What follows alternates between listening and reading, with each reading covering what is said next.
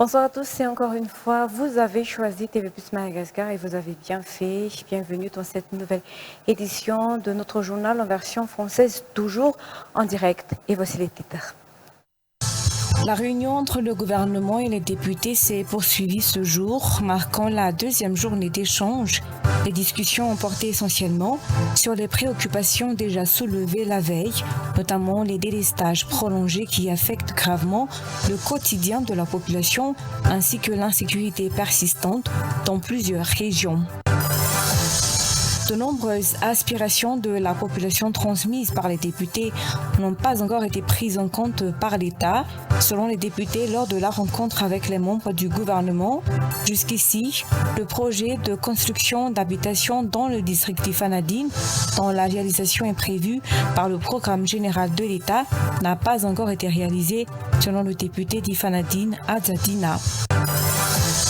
La Russie respecte la position de neutralité adoptée par Madagascar par rapport à la guerre entre la Russie et l'Ukraine, malgré la coopération fructueuse de longue date entre Madagascar et la Russie. La chargée d'affaires de la Fédération de Russie en République de Madagascar a précisé que le conflit russo-ukrainien devrait être pris en compte dans le contexte de la confrontation entre l'Occident et la Fédération de Russie. Au Moyen-Orient, Israël a mené vendredi 13 juin une série de frappes aériennes contre l'Iran, visant viser une centaine de cibles dans les sites nucléaires. Direction le palais de Timbazaz, la réunion entre le gouvernement et les députés s'est poursuivie ce jour, marquant la deuxième journée d'échange. Les discussions ont porté essentiellement sur les préoccupations déjà soulevées la veille, notamment les délestages prolongés qui affectent gravement le quotidien de la population ainsi que l'insécurité persistante dans plusieurs régions. Les députés ont insisté sur l'urgence de trouver des solutions concrètes à ces problèmes. Toutefois, ils ont profité de cette occasion pour exprimer leurs remerciements concernant certaines actions positives réalisées dans leur circonscription. Ce dialogue a permis de renforcer la collaboration entre les deux pouvoirs pour mieux répondre aux attentes des citoyens. Récit Romy Armanan. La question des coupures de courant persistantes sur l'ensemble du territoire national a dominé les échanges entre les députés et les membres du pouvoir exécutif lors de leur rencontre de ce jour. Ces interruptions prolongées de l'approvisionnement en électricité qui durent depuis plusieurs années impactent fortement le quotidien des citoyens selon les députés qui ont exprimé leur inquiétude face à cette situation jugée intolérable. Ils ont aussi mis en lumière le lien étroit entre le délestage et la recrudescence de l'insécurité, en particulier dans les zones rurales où l'absence d'éclairage favorise les actes criminels. Au cours de cette séance, les députés ont formulé des demandes précises aux ministres présents en rapport avec les difficultés rencontrées dans leurs circonscriptions respectives. Michel Bave Angelica, député de Fénéry-Vest, a notamment attiré l'attention sur la chute du prix de la vanille, une culture essentielle pour l'économie locale. Elle a aussi signalé les effets du changement climatique qui perturbent les récoltes et nuisent à la stabilité des revenus agricoles dans sa région. La rencontre dirigée par le gouvernement a permis aux élus de faire entendre la voix de leurs électeurs et de défendre les priorités locales. Ils ont insisté sur la nécessité de solutions rapides et concrètes face aux défis qui minent le développement régional. À la suite de ces échanges, les ministres concernés devront fournir des réponses détaillées accompagnées d'un plan d'action pour répondre aux doléances exprimées. Ce dialogue institutionnel s'inscrit dans une volonté de renforcer de la gouvernance et de meilleure prise en compte des réalités locales par les instances nationales.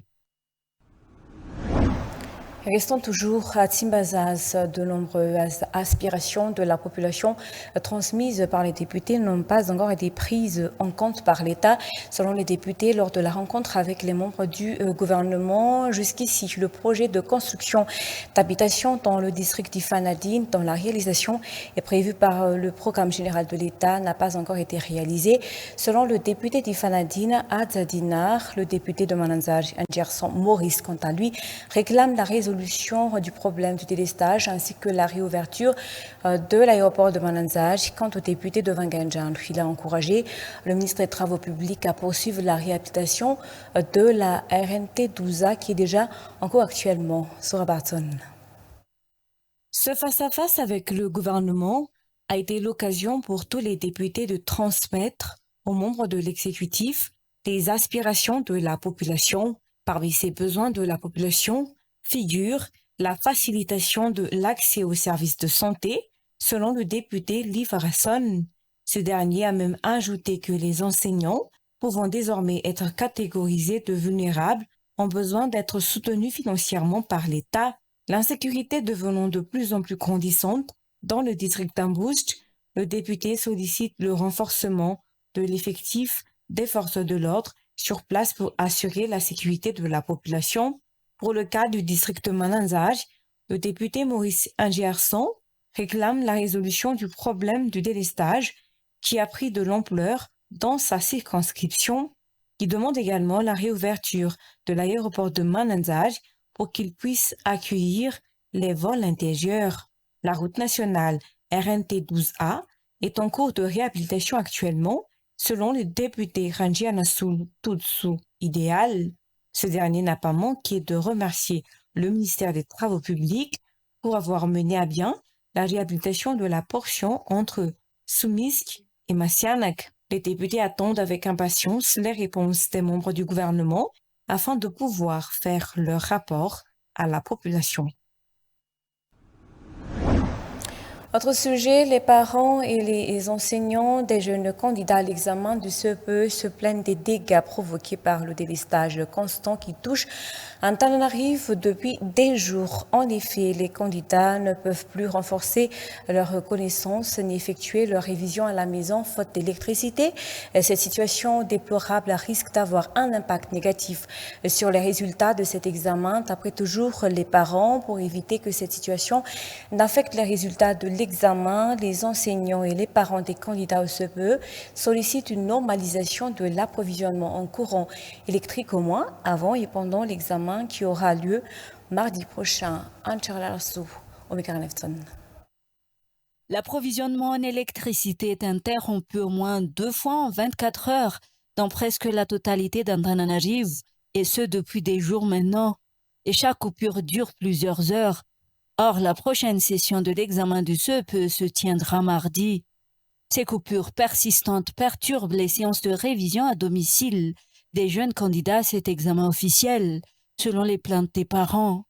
En effet, le délestage ne se produit surtout que dans la soirée, au moment où les élèves doivent entamer leur révision chez eux. Cette situation risque non seulement de déstabiliser les jeunes candidats, mais elle pourrait également compromettre les résultats de cet examen officiel, selon les craintes des enseignants et des parents d'élèves. Face à cette circonstance, les enseignants ont décidé de prolonger les séances de révision à l'école pour que les élèves puissent réviser calmement. Pour un établissement scolaire que nous avons visité, les jeunes candidats au CEPE viennent à l'école jusqu'à demain samedi pour que leurs enseignants puissent continuer à renforcer leurs connaissances avant le jour J. Pour éviter une baisse du taux de réussite au CEPE, les parents d'élèves et les enseignants sollicitent une amélioration de l'approvisionnement en électricité, au moins pour les quelques jours restants avant la session et durant le jour J.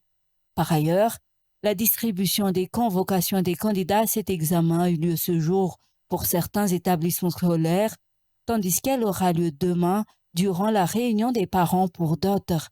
Une occasion pour les responsables d'établissements scolaires de donner des directives aux parents pour que leurs enfants puissent passer l'examen dans la sérénité. Je vous disais en titre, la Russie respecte la position de neutralité adoptée par Madagascar par rapport à la guerre entre la Russie et l'Ukraine, malgré la coopération fructueuse de longue date entre Madagascar et la Russie.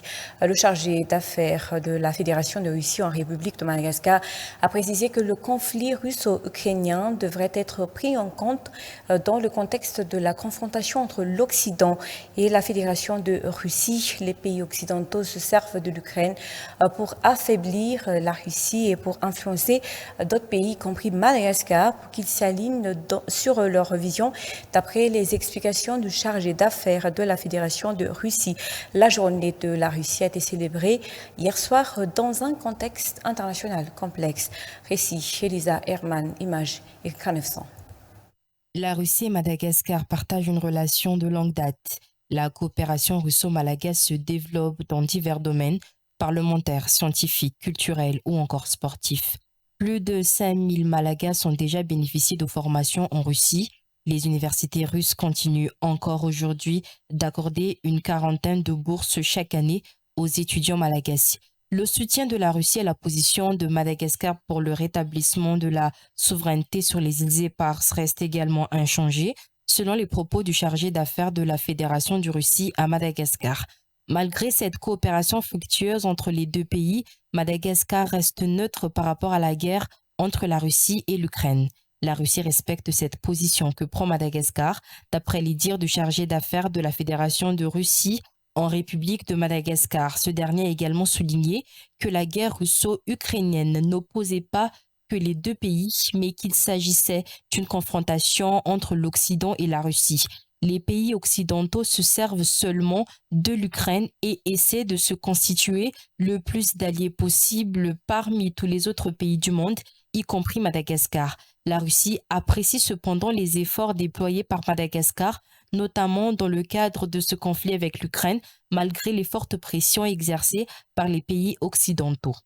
Les pays de l'Occident font tout leur possible pour entraîner dans leur camp le nombre des alliés maximum.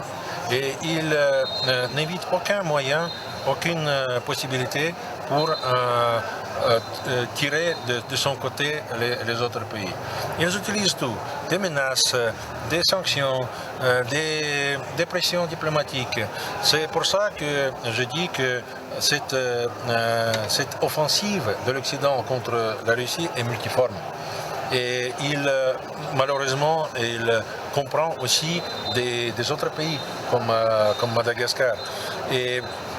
Mais malgré tout ça, nous voyons que Madagascar arrive à tenir sa position ferme, sa position de neutralité, ce que nous respectons beaucoup et nous espérons que ça va rester comme ça pendant longtemps.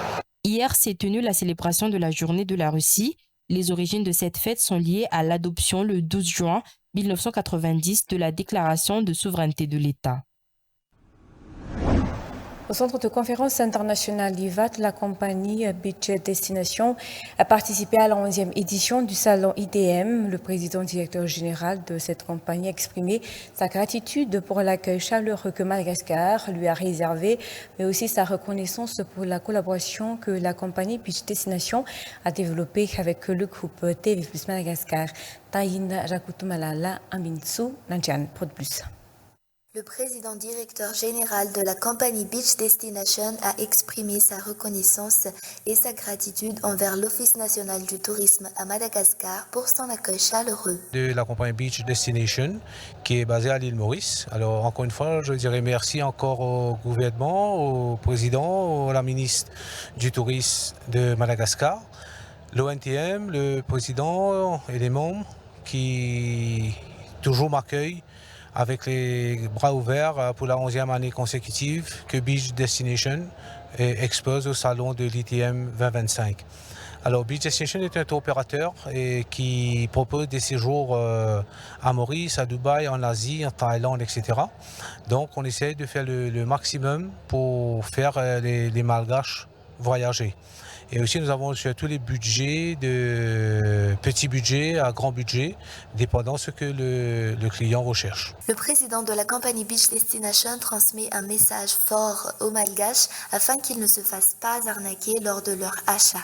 Cette année, la compagnie Beach Destination offre une promotion pour les voyages ou l'excursion et même les transferts pour 2 personnes minimum. Le salon, bon, je dirais, le message que je passe pour les Malgaches, c'est de ne pas acheter des forfaits avec n'importe qui sur l'île parce qu'il y a eu beaucoup d'arnaques. Vous avez des agences de voyage reconnues par l'ONTM, par le ministère du Tourisme de Madagascar. de venir, de les contacter. Et là, nous, cette année, nous faisons une promotion sur un hôtel de 3 étoiles, pied dans l'eau, en demi-pension, une excursion, les transferts, un minimum de 2 personnes. Après, ça peut être plus, bien sûr. Bon, ben encore, je remercie TV+, pour la collaboration que j'ai depuis l'activité qu'on a fait copier-coller il y a quelques années et que je suis toujours en contact avec TV+. Donc, je remercie pour la collaboration que nous avons entre Beach Destination et TV+. Page des actualités internationales. Au Moyen-Orient, Israël a mené vendredi 13 juin une série de frappes aériennes contre l'Iran, disant viser une centaine de cibles dans des sites nucléaires. Au moins 2 dirigeants des gardiens de la révolution, l'armée idéologique du régime, ont été tués, dont son chef, le général Hossein Salami. France 24. Des bâtiments toujours en feu au petit matin, d'autres presque totalement effondrés, tous touchés par des frappes israéliennes. C'est en plein cœur de la nuit que Téhéran était la cible de l'État hébreu. Plusieurs explosions coordonnées et d'épais nuages de fumée qui s'élèvent dans le ciel de la capitale iranienne. Des frappes qui ont également touché la ville de Natanz, dans le centre du pays, où se trouve le principal site d'enrichissement d'uranium d'Iran. L'objectif affiché par Israël est clair, viser des sites nucléaires et militaires iraniens. Il y a quelques instants, Israël a lancé l'opération Rising Lion, une opération militaire ciblée pour faire reculer la menace iranienne à la survie même d'Israël. Cette opération se poursuivra aussi longtemps que nécessaire pour supprimer cette menace. Pendant des décennies, les tyrans de Téhéran ont ouvertement et effrontément appelé à la destruction d'Israël.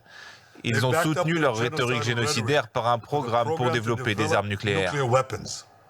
Des frappes qui ont déjà fait plusieurs victimes de haut rang, à commencer par cet homme, Hossein Salami, le chef des gardiens de la révolution, tué dans l'attaque israélienne.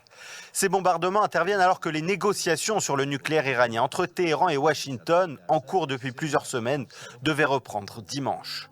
Les États-Unis avaient laissé entendre dès jeudi que des frappes israéliennes pourraient survenir rapidement, mais la Maison-Blanche assure ne pas avoir participé à cette attaque. Ce soir, Israël a mené une action unilatérale contre l'Iran.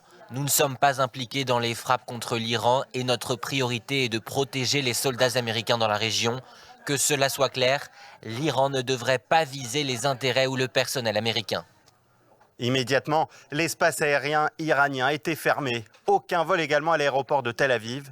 Israël dit se préparer à une riposte et a déclaré l'état d'urgence. C'est également la fin de cette édition. Merci de votre attention. Au revoir.